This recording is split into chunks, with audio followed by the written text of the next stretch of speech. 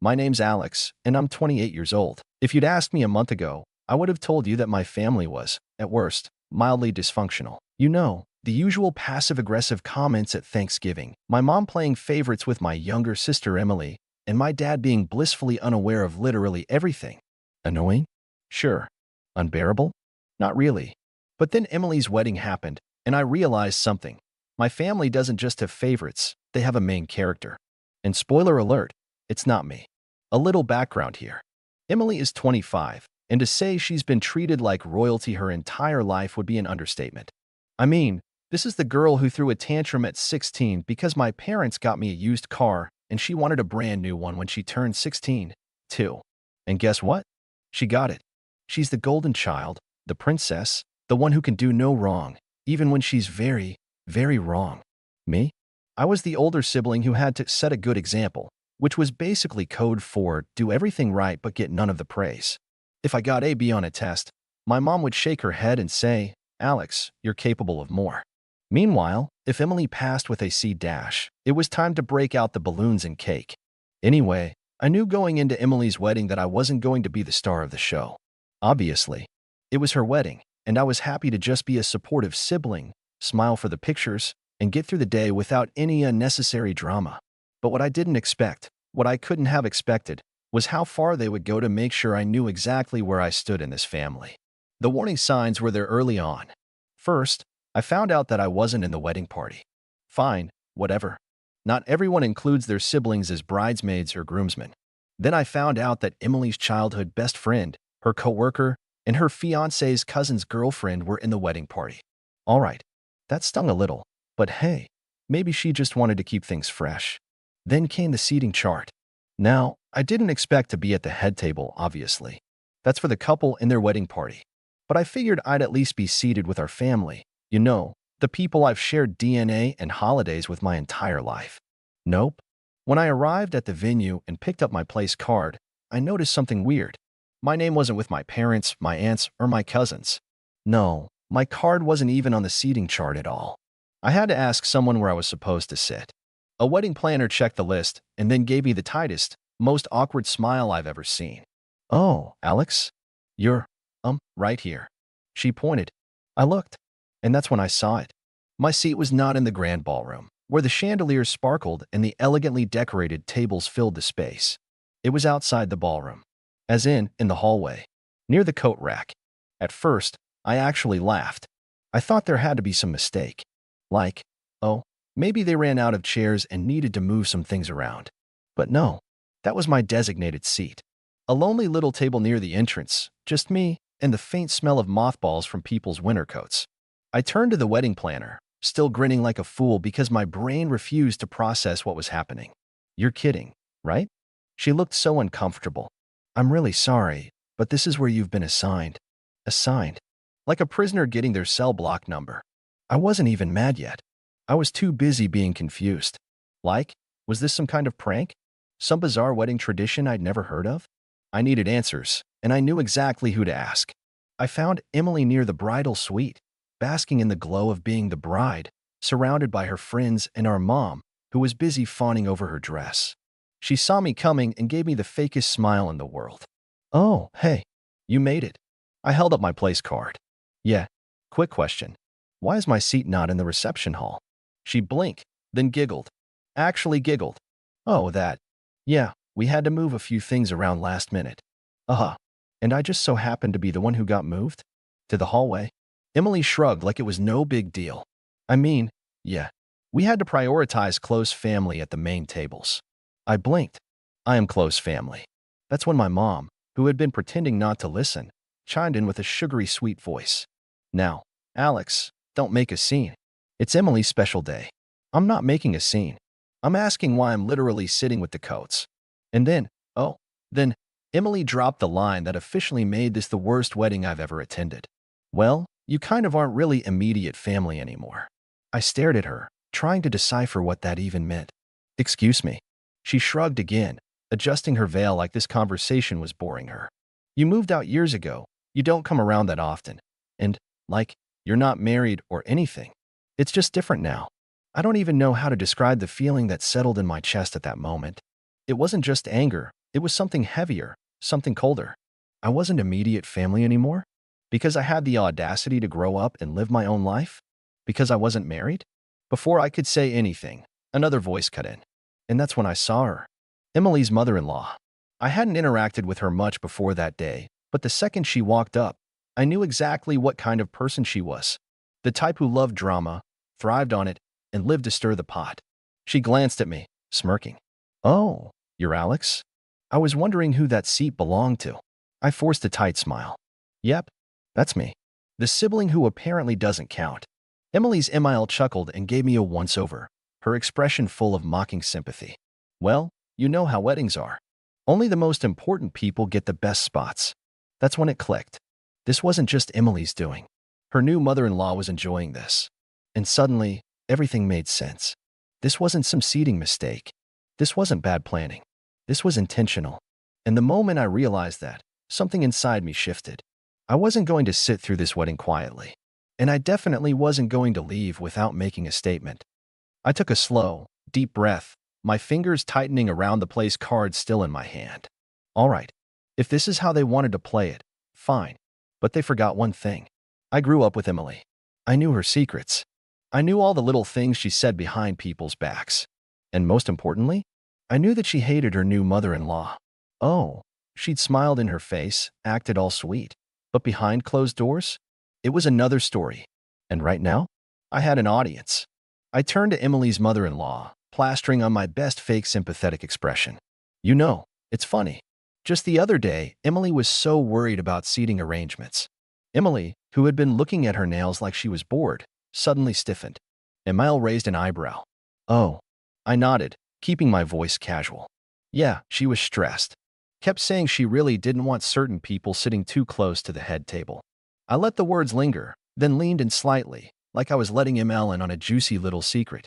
Something about not wanting her wedding photos ruined by. What was it, Emily? I turned to her, tilting my head. "Oh, right. By someone's tacky dress sense." A hush fell over the little group. Emile's smirk disappeared in an instant. "Excuse me." Emily's face drained of color. "Hey, Alex, but I wasn't done." "Oh, and remember how you were so worried about speeches? You were really stressed about what certain people would say." I gave Emile a pointed look. "I believe your exact words were, if she gives a speech, I swear to God, I'll lose my mind. She's so embarrassing, she'll probably try to make the whole thing about herself." Emile's expression darkened. Emily made a strangled noise, reaching for my arm. "Can I talk to you for a second?" I pulled away, pretending to be confused.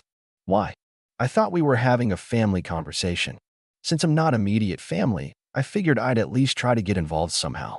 Emile turned to Emily, her eyes narrowing. "Is that true?" Emily let out a nervous laugh, shaking her head. "No, of course not. Alex is just, oh, and don't forget the bachelorette party." I gasped, smacking my forehead. Silly me. How could I not mention that? I turned back to Emile. "You know, the one where Emily spent half the night complaining about you? Said she was counting down the days until she didn't have to fake nice anymore? Said she was only tolerating you because she didn't want to start her marriage off with drama. That was it. That was the kill shot." Emile's mouth fell open. My mother, who had been standing awkwardly to the side, looked horrified. My dad, who had been completely clueless up until now, actually took a step back like he wanted to pretend he wasn't part of this. Emily's friends, the bridesmaids, started whispering amongst themselves, sending each other wide-eyed glances. Emily, meanwhile, looked like she was about to burst into flames. Her lips were moving, but no sound was coming out. And then, Emile turned on her. "You ungrateful little brat." I had to bite my tongue to keep from smiling. Because, this was about to get good. "You think you can just use me?" Emile's voice was sharp, angry. "After everything I've done for you?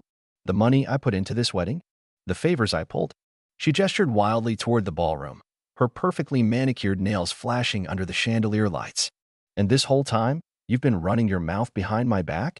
Emily stammered. "I didn't." Emile turned to my parents. "You knew about this? You raised her to be this kind of snake." My mother looked like she was going to faint. "Of course not. Emily would never." "Oh, don't even try," I cut in, shaking my head. "You absolutely knew. You just didn't care." I let out a fake sigh. "I mean, you did raise her to think she's the most important person in the world. Kind of makes sense she'd start treating everyone else like garbage, huh?" Mom's face twisted with anger. Alex, stop it. Why? I asked, crossing my arms. Because I'm causing a scene? Huh. Funny how that only matters when I'm the one speaking up. Didn't seem to be a problem when Emily literally shoved me out of the reception. By now, people were definitely staring. The whispers had grown louder. Guests were turning their heads, murmuring amongst themselves. Even the groom, who had been missing this whole time, finally wandered over, his brows furrowed. What's going on? Emile rounded on him next. What's going on is that your wife is a backstabbing little brat who's been insulting my family this whole time. The groom blinked. Wait, what? Emile jabbed a finger toward Emily, who looked like she wanted the ground to swallow her whole. She's been running her mouth about me for months, complaining about my dress, my speech, my presence, saying she's only putting up with me until she doesn't have to anymore. The groom turned to Emily slowly. Did you actually say that? Emily shook her head furiously. No. I mean, well, not like that. Emile scoffed. Oh, not like that? Oh, please. And here I was, thinking you actually cared about this family. And just like that, it was officially a war zone. Emile and Emily were snapping at each other. My mom was trying to calm everyone down, which wasn't working. My dad looked miserable, like he wanted to walk into the ocean. The groom was still just standing there, looking like someone had just hit him in the face with a frying pan. Meanwhile, I just stood there, watching the destruction unfold, sipping my champagne like I was at a Broadway play. And I'll be honest, it was beautiful. But the best part? The absolute cherry on top? I wasn't done yet. Emily's voice was climbing in pitch, her hands shaking as she turned to her new husband. You believe her over me? She shrieked, gesturing wildly in my direction. Her husband, to his credit, was still trying to process everything. His jaw was clenched, his expression shifting between disbelief and embarrassment as guests openly stared at them. I don't even know what to say, Emily, he muttered, rubbing his forehead. I mean, did you say that stuff? Emily scoffed. I know. It was taken out of context. I raised an eyebrow. Out of context? Oh, right. That classic excuse. I put on my best mocking voice. Oh no, I was just venting. I made air quotes. Oh no, I didn't mean it that way. My voice flattened. Give it up, Emily. You got caught. And, let's be honest, if I didn't say anything, you still wouldn't have cared. Emile, whose fury was only growing, turned to my parents. And you're just okay with this? Mom's mouth opened and closed like a fish. She looked desperate to say something that would salvage the situation. We don't condone. Oh, cut it, I said, waving a hand. You absolutely knew she felt this way, and you still let her pretend to be the perfect daughter-in-law. I clicked my tongue. Guess it's all about keeping up appearances, huh? Emily screamed. You're ruining my wedding, Alex. I looked around dramatically. Oh, I'm ruining it? Sorry, didn't realize I was the one treating family members like dirt and trash-talking the mother of the groom. I turned back to the guests, many of whom were staring with wide eyes. What do you guys think? Who's really to blame here? A few people averted their eyes, not wanting to get involved. But one of the bridesmaids, Emily's own bridesmaid, whispered something to the woman next to her. And that woman? She let out a laugh. That only made Emily angrier. You think this is funny? She hissed, whipping toward them. The bridesmaid's lips twitched. I mean, kinda? Oh, this was getting good. Emily's hands curled into fists, but before she could explode again, I decided to wrap things up. Because, frankly, I was bored. I let out a dramatic sigh, shaking my head. Well, this has been lovely, really. Just a fantastic experience, but I think it's time for me to go. Emily scoffed, throwing up her hands. Fine. Go. I grinned. Oh, don't worry. I will. Then, I turned toward the gift table, scanning the pile of expensive-looking presents stacked near the front. And there it was. My gift. The one I had spent weeks picking out. The one that had taken actual effort, thought, and more importantly, money. Emily followed my gaze, and her eyes went huge. Alex. No. I strolled over, humming to myself as I plucked the gift from the table. Emily's jaw dropped. Are you seriously taking it back? I gave her a deadpan look. Why would I leave it? Apparently, I'm not real family, right? I let out a fake gasp. Oh my God. What if I accidentally contaminated it with my servant germs? I clutched my chest dramatically. Wouldn't want to taint your precious married life. Emily's face turned a dangerous shade of red. You're such a child. I shrugged, clutching the box under one arm. Maybe. But at least I'm not a fake, lying, two-faced brat who pretends to be sweet while talking bad about people behind their backs. I turned toward Emil, whose fury still hadn't subsided. Hey, Emil, good luck with this one. I give it a year. Emil actually laughed. Emily screeched. I turned on my heel and made my way toward the exit, the tension behind me so thick you could cut it with a knife. Guests were whispering. The music had stopped completely. The atmosphere had completely shifted from celebratory to full-blown disaster. And honestly, I loved it. As I reached the door, I paused, looking back at the chaotic scene behind me. Emily was still arguing with Emil. My parents looked like they wanted to disappear into the floor. The groom was just standing there, like he was reconsidering his entire life. And me? I gave a little wave, a smug smile tugging at my lips. Enjoy your perfect wedding, sis. Then, I walked out. I didn't look back after I walked out of that disaster of a wedding. I didn't need to. I already knew the damage had been done, and honestly, it was more satisfying than I could have imagined. The moment those doors shut behind me, I let out a slow breath and adjusted the weight of the wedding gift under my arm. Petty? Maybe. Satisfying? Absolutely. I drove home in silence, letting the night settle around me, my mind replaying every detail of what had just happened. My sister's shrieking, my mother's panicked expression, my father's silence, Emil's absolute rage, it was all golden. But I knew, the fallout was just beginning. And I was right. The next morning, my phone was flooded. Calls, texts, missed voicemails. It was like my entire family had suddenly remembered I existed. My mother had left 7 voicemails, her voice switching between desperate pleading and absolute fury. Alex, what were you thinking? You've humiliated your sister on the biggest day of her life. Call me back now. Alex, honey, please. We can talk about this. Just come over. Let's work this out. That was the most immature, selfish thing I have ever seen. I hope you're happy. I hope you enjoyed destroying your sister's wedding. Oh, I did, Mom. I really did. But my sister's messages? Even better. It's over between us. How could you do this? You ruined everything. I can't even look at my wedding photos because of you. You took back your gift? Are you serious? What kind of person does that? I hate you. I really hate you. I grinned as I scrolled through them, sipping my coffee.